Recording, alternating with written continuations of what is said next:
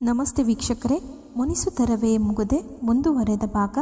ಶಾಲೆಯಿಂದ ಬಂದ ಸಂಗೀತ ಒಳಬಂದು, ಯಾಕ್ರಿ ಮಲ್ಕೊಂಡಿದ್ದೀರಾ, ಹುಷಾರಿದ್ದೀರಾ ತಾನೇ, ಬೇಗ ಬಂದ್ರ ಯಾಕೆ ಎಂದು ಮಾಮೂಲಾಗಿ ಗಂಡನ ಹಣೆ ಮುಟ್ಟುತ್ತಾ ಕೇಳಿದಳು.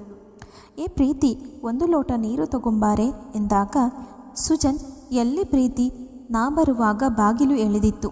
ಯಾರಿಗೆ ಗೊತ್ತು ಎಲ್ಲಿ ಹೋದಳು ಅಂತ, ಯಾವನೊಟ್ಟಿಗಾದರೂ ಓಡಿ ಹೋದಳೋ ಏನೋ, ನನಗೊತ್ತಿಲ್ಲ ಗೀತು ಎಂದು ಸಭ್ಯನ ಸೋಗು ಹಾಕುವಾಗ, ಸಂಗೀತ ಎಲ್ಲಿ ಹೋದಳು ಎಂದು ಅಡುಗೆ ಮನೆಗೆ ಬರುವಾಗ ಆಕೆಯ ಬ್ಯಾಗ್ ಕಾಣೋದಿಲ್ಲ. ಹೊಲಿದ ಬಟ್ಟೆಗಳು, ಅದರ ಹಣ, ಲೆಕ್ಕಪತ್ರ, ಜೊತೆಗೊಂದು ಕಿರುಪತ್ರ. ಸಂಗೀತಕ್ಕ ನಮಸ್ತೆ, ಇಷ್ಟು ದಿನ ಆಶ್ರಯ ಕೊಟ್ಟಿದ್ದಕ್ಕೆ ಧನ್ಯವಾದಗಳು. ಬಟ್ಟೆಯ ಲೆಕ್ಕ ಎಲ್ಲ ಇಟ್ಟಿರುವೆ, ಹಣ ಇಟ್ಟಿರುವೆ. ನೀನು ನೆನೆಸಿದಂತೆ ನಿನ್ನ ಗಂಡ ಇಲ್ಲ, ಬೆಳ್ಳಗಿರುವುದೆಲ್ಲ ಹಾಲಲ್ಲ. ಎಷ್ಟೋ ಸಲ ನನ್ನನ್ನು ಬೇಕೆಂದು ಬಯಸಿದಾಗ ನಾನು ನಿರಾಕರಿಸಿ ನನ್ನನ್ನು ರಕ್ಷಿಸಿಕೊಂಡು ನಿನಗೆ ನ್ಯಾಯ ದೊರಕಿಸಿಕೊಟ್ಟಿರುವೆ. ನಾನು ಹೆಣ್ಣು, ನಾನು ಜಾರಿ ನಿನ್ನ ಮನೆಯಲ್ಲಿ ಆಧಿಪತ್ಯ ಸಾಧಿಸಬಹುದಿತ್ತು. ನಾನು ಹಾಗೆ ಮಾಡಲಿಲ್ಲ. ಹೆಣ್ಣು ಹೆಣ್ತನಕ್ಕೆ ಗೌರವ ಕೊಡುವವಳು ನಾನು. ಇನ್ನೊಬ್ಬರ ಹಕ್ಕು ನನ್ನದಲ್ಲ. ನಿನಗೆ ನಾನು ಹೊರಟು ಬಂದಿರುವುದಕ್ಕೆ ಬೇಸರ, ಕಷ್ಟ ಆಗಿರಬಹುದು. ಆದರೆ ನಿನ್ನ ಮನೆ, ನಿನ್ನ ಪತಿಯನ್ನು ನಿನಗಾಗಿ ಉಳಿಸಿ ನಾನು ಹೊರಟಿರುವೆ ಹೊಸ ಬದುಕಿನ ಅನ್ವೇಷಣೆಯಲ್ಲಿ. ನಾನಲ್ಲದಿದ್ದರೆ ಇನ್ನೊಬ್ಬಳು ಯಾಕೆ ಅಂತ ನಿನಗೆ ಚೆನ್ನಾಗಿ ಗೊತ್ತು. ಎಲ್ಲರೂ ನನ್ನ ತರಹ ಇರಲ್ಲ ಅಕ್ಕ. ಉಂಡ ಮನೆಗೆ ಎರಡು ಬಗೆಯುವವಳಲ್ಲ ನಾನು. ಉಪ್ಪುದಿಂದ ಮನೆಗೆ ದ್ರೋಹ ಮಾಡಲ್ಲ, ಊಟದ ತಟ್ಟೆಯನ್ನೇ ತೂತು ಮಾಡುವವಳಲ್ಲ.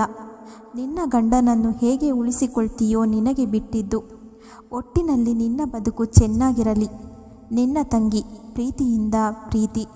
ಇದನ್ನು ಓದಿದ ಸಂಗೀತಳಿಗೆ ಪರಿಸ್ಥಿತಿಯ ಅರಿವಾಗಿತ್ತು. ತಾನಿಲ್ಲದಿರುವಾಗ ಬೇಗ ಬಂದ ಗಂಡ, ಅವಳನ್ನೇ ದೂರುವ ಗಂಡ, ನೀನು ಸುಖ ಕೊಡುವುದಿಲ್ಲವೆಂದು ಒಂಥರ ಆಡುತ್ತಿದ್ದ ಗಂಡ. ಹೌದು ನಿಜ, ಪ್ರೀತಿ ಅಪರಂಜಿ. ನನ್ನ ಮನೆ ಉಳಿಸಿದ್ದಾಳೆ, ಯಾರು ಇಲ್ಲದವಳು. ಸುಜಾನನಂತವರು ಸಿಗುವಾಗ ಸೆರಗು ಹಾಸಿ ತನ್ನ ಮನೆ ಎಂದು ಆಡುವ ಎಷ್ಟು ಹೆಣ್ಣು ಮಕ್ಕಳು ಬೇಕು. ಗಂಡಸರು ಹಾಗೆ. ಈ ರೀತಿ ಇರುವವರು ದಾರಿ ತಪ್ಪಿಯೇ ತಪ್ಪುತ್ತಾರೆ. ಪ್ರೀತಿ, ನನ್ನನ್ನು ಕ್ಷಮಿಸಿ ಬಿಡಮ್ಮ. ಎಲ್ಲಾದರೂ ಸುಖವಾಗಿರು. ನನ್ನ ಉಸಿರುಸಿರೆ ಸಾಕು ನಿನಗೆ. ಏಳಿಗೆ ಆಗಲಿ ನಿನಗೆ ಪ್ರೀತಿ ಎಂದು ಪ್ರೀತಿಯಿಂದ ಪ್ರೀತಿ ಎಂದು ಬರೆದ ಸಾಲನ್ನು ಸಾವರಿಸಿದಾಗ ಕಣ್ಣೀರು ಕಣ್ಣಿನಿಂದ ಜಾರಿತು. ಆದರೆ ನಾನು ಅಸಹಾಯಕಳು. ಮಗಳನ್ನು ಬೆಳೆಸಬೇಕು, ಉಸಿರುಗಟ್ಟಿ ನಡೆಯಲೇಬೇಕು. ನನ್ನಂತಹ ಸಾವಿರ ಸಾವಿರ ಹೆಣ್ಣು ಮಕ್ಕಳ ಬಾಳು ಹೀಗೆ ಪ್ರೀತಿ. ಹೆಸರಿಗೆ ಕರಿಮಣಿ, ಗಂಡನ ಹೆಸರಿನ ಕಾಲುಂಗರ, ಅವನ ಹೆಸರಿನ ಕುಂಕುಮ. ಆದರೆ ಆರೋಗ್ಯ ಹದಗೆಟ್ಟಾಗ ತಾವು ಹಳಸಲು ಅನ್ನ ಬಿಸಾಡಿ ಬೇರೆ ತಿನ್ನುವ ಹಾಗೆ. ಏನು ಮಾಡಲಿ ನಾನು, ಯಾರಲ್ಲಿ ಹೇಳಲಿ. ಮೂಕ ಹಕ್ಕಿ ನಾನು ಪ್ರೀತಿ. ನೀನಾದರೂ ಸ್ವಚ್ಛಂದವಾಗಿ ಹಾರು ಎಂದು ಮನದಲ್ಲೇ ಪ್ರೀತಿಯನ್ನು ನೆನೆದಳು ಸಂಗೀತ. ನಾನು ಹೊರಗಡೆ ಹೋಗಿ ಬರ್ತೇನೆ, ಊಟಕ್ಕೆ ಕಾಯಬೇಡ ಎಂದು ಹೊರಟು ಹೋದ ಸುಜನ. ಆತ ಹೋದ ಮೇಲೆ ಬಿಕ್ಕಿ ಬಿಕ್ಕಿ ಅತ್ತ ಸಂಗೀತ ಹೆಣ್ಣಿನ ಬದುಕು ಇಷ್ಟೇ ಎಂದು ಮಗಳ ಕಡೆ ಗಮನ ಹರಿಸಿದಳು. ಇತ್ತ ನೆಲಮಂಗಲದಿಂದ ಹೊರಟ ಭಾಗ್ಯ ತನ್ನ ಬಾಳು ಬಂಗಾರವಾಯಿತು. ಚಿನ್ನದಂಥ ಮಗ, ಮುತ್ತಿನಂಥ ಸೊಸೆ, ಸ್ವರ್ಗಕ್ಕೆ ಕಿಚ್ಚು ಹಚ್ಚೆಂದ ಸರ್ವಜ್ಞ ಎಂಬ ಕಲ್ಪನೆಯಲ್ಲಿ ಮಗನ ಕಾರಲ್ಲಿ ಕೂರಲು ಹೋಗುವಾಗ, ಅಮ್ಮ ನಮಗೆ ಸ್ವಲ್ಪ ಕೆಲಸ ಇದೆ, ಮಾವ ಅತ್ತೆಯೂ ಬರ್ತಾರೆ, ಎಲ್ಲ ಅರೇಂಜ್ಮೆಂಟ್ ಆಗಬೇಕು. ನೀನು ಮನೆಗೆ ಮಾವನ PAಯ ಕಾರಿದೆ, ಅದರಲ್ಲಿ ಹೋಗಮ್ಮ, ನಾವು ಬರ್ತೇವೆ ಎಂದು ಹೇಳಿ ತಾಯಿಯ ಆ ಉತ್ತರಕ್ಕೂ ಕಾಯದೆ ಹತ್ತಿ ಹೊರಟು ಹೋದ.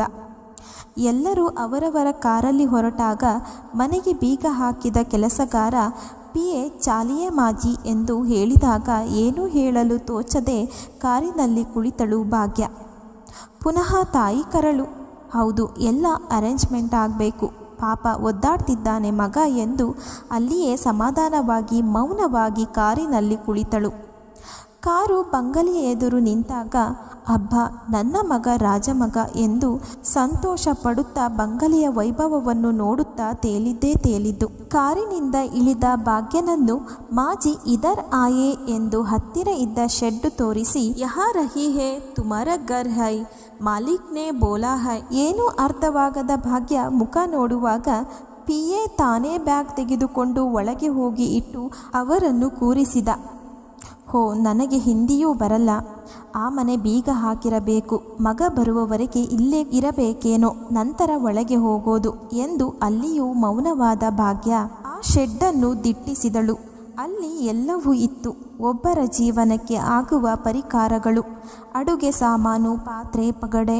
ಮನೆ ಕಟ್ಟುವಾಗ ಇದ್ದವರು ಉಪಯೋಗಿಸುತ್ತಿದ್ದ ಶೆಡ್ಡದು. ಚಾಲಕ ಪಿಎ ಅವನ ಭಾಷೆಯಲ್ಲೇ ಎಲ್ಲ ತೋರಿಸುವಾಗ ಅರ್ಥ ಆಗದ ಭಾಗ್ಯಳಿಗೆ ಅಲ್ಲೇ ಹತ್ತಿರ ಇದ್ದ ಕನ್ನಡದ ಕೆಲಸದವನು, ನೀವೇ ಅಡುಗೆ ಮಾಡಬೇಕಂತೆ, ಮಾಲೀಕರು ಬರುವುದು ತಡವಾಗುತ್ತದಂತೆ, ನೋಡಿ ಅಲ್ಲಿ ಡಬ್ಬದಲ್ಲಿ ಅಕ್ಕಿ ಇದೆ, ಮಾಡಿ ಊಟ ಮಾಡಿ, ಚಿತ್ರಾನ್ನ ಮಾಡಿಕೊಳ್ಳಿ ಅಮ್ಮ ಎಂದಾಗ ಅಲ್ಲೇ ಇದ್ದ ಟೊಮೆಟೊ ಈರುಳ್ಳಿ ನೋಡಿ ಹಸಿವೆಯಿಂದ ಪಾತ್ರೆ ತೊಳೆದು ಅನ್ನಕ್ಕಿಟ್ಟು ಈರುಳ್ಳಿ ಹೆಚ್ಚುವಾಗ ಅದರ ಘಾಟಿನಿಂದ ಕಣ್ಣೀರು ಬಂತೋ, ದುಃಖದಿಂದ ಕಣ್ಣೀರು ಬಂತೋ, ಅಂತೂ ಮಾತೃ ಹೃದಯ ಹಿಂಡಿತು. ತಾನು ಕಡೆಗಣಿಕೆಯಾದನೆ, ಮನೆ ಬಿಟ್ಟು ತಪ್ಪು ಮಾಡಿದ್ದೀನಾ, ಹೊತ್ತು ಹೊತ್ತಿಗೂ ಅಡುಗೆ ಮಾಡಿ ಅತ್ತೆ ಎಂದು ಪ್ರೀತಿಯಿಂದ ಕರೆದು ತುತ್ತು ನೀಡುತ್ತಿದ್ದ ನನ್ನ ಪ್ರೀತಿಗೆ ಮೋಸ ಮಾಡಿದ ಫಲವೇ?